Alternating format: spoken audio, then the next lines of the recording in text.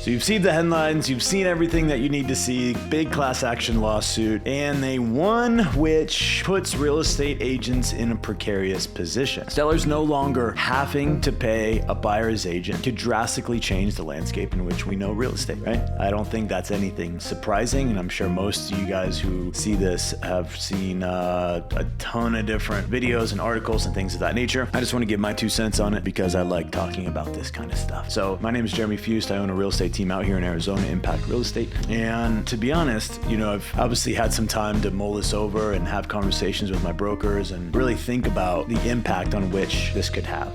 I think it's way too early to tell. And so moving forward, it's going to be just a bunch of speculation. It's going to be us just basically guessing our best guess on what is actually going to happen. And I think it's going to take, obviously there's going to be appeals, and then how long until it's public knowledge, meaning the average consumer knows what this is. It's going to be years, right? It's going to be years. But in my opinion, one of the first things that will take place is going to be new construction. I think the new build companies, they'll be the first to pull away the co-broke, and then, we'll see what takes place after that. But I think what the important thing is, you've heard the term list to last, and you want to have listings, or maybe you're a 50-50, right? Your goal is to be 50% buyer, 50% seller. I think it's drastically more important to have a listing agent mindset. And that's what I'm coaching my team on right now, is going into every single day you are a listing agent, period. Sure, you might find buyers, and over the next couple of years, you're going to be working those buyers and whatnot. But our mentality is a listing agent. When we are speaking with people, it's from the perspective of a listing agent, not a buyer's agent. When we are marketing on socials, it's from the perspective of a listing agent,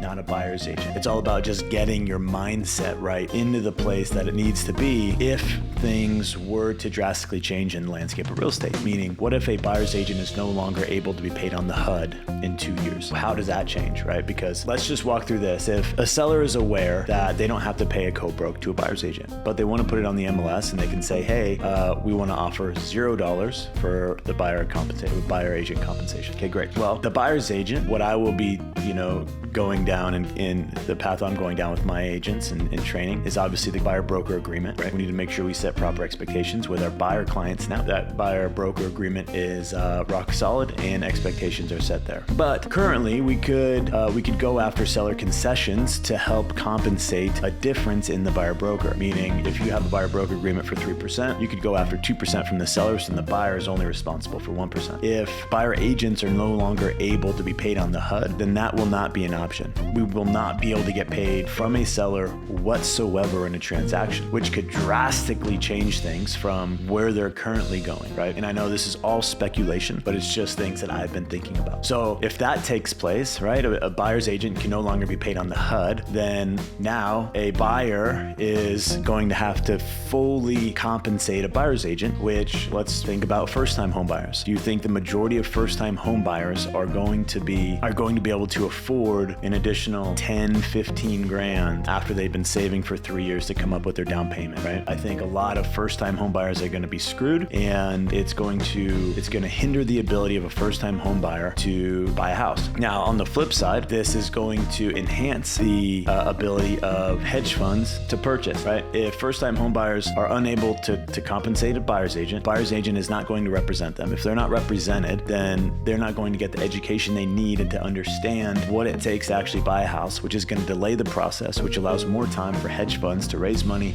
scoop up more homes, and turn this country into a renter's economy. I know that's a drastic example, but there's a lot of ripple effects that's going to take place because of what is happening right now in the landscape. And I'm pretty on the fence. Like I'm empathetic of why a seller doesn't want to pay a buyer's agent, right? Like I understand where their mindset is, but I also understand, hey, it's also extremely helpful to incentivize agents to help their clients find houses. So I can see both sides of the argument. It's when the buyer's agent is removed from the HUD. If that were to happen, I think that could drastically hinder real estate as a whole. Our industry, it could change the landscape. It'll allow hedge funds to be more powerful. I think, again, new builds are going to pull away first on paying a co-broke. And so whether that happens or not, we'll see, right? I mean, this is the big class action that just happened a couple weeks ago. This is the first domino of many. And so we'll see what takes place in the next couple of months, next couple of years. But I do think it's going to take a significant amount of time before we actually see anything transpire, right? Like, especially with the average consumer, they're not going to have any idea what's happening, right? This didn't make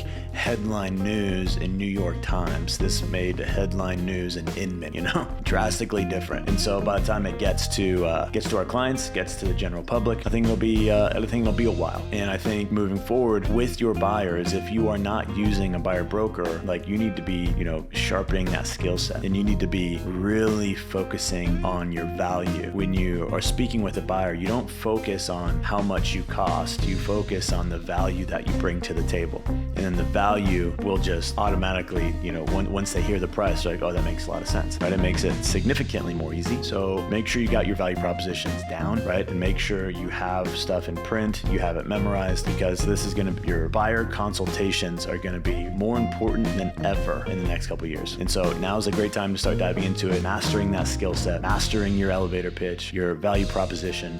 I've seen people come up with, the 183 things a realtor does. Like, yeah, you can do things like that too. Like, whatever it is, right? Whatever it is, but you need to find that value and be able to understand and articulate that value in a clear, concise way. So the commission that a buyer will pay you, it's a nice trade in value, right? Trade in value. You give something to them, they give something to you. But I do think I'm not really too worried about it, I don't think it's that big of a deal. If it does change, we just pivot with whatever the change is. It's not like we've never seen changes before, right? Just even in the last couple of years, we've seen drastic changes, and different players come into the marketplace and different players leave the marketplace. We've seen ups, we've seen downs, we've seen the biggest shift in interest rates in the history of numbers, right? Like, we've seen a lot of different things, and we're just going to adjust. And a lot of agents, it's very possible a lot of agents fall off because they are unwilling to adjust to the times. So you just have to be aware and be self-aware and understand who you are and what is your value, and make sure you're just paying attention to what's happening in the current landscape so you can make the proper adjustments, right? I did ask my broker yesterday, at what point are we obligated to a buyer if zero compensation is on, right? Meaning a buyer is unable to afford you, and so you say, hey, we'll go after seller concessions, and let's say we can't get concessions. Are we able to walk away from that? And the answer is no. We have agency with that client, we have a fiduciary with that client, and so we are going to have to take a freebie. So obviously trying to avoid as many freebies as possible is the goal here. And I think as long as we are able to present the value that we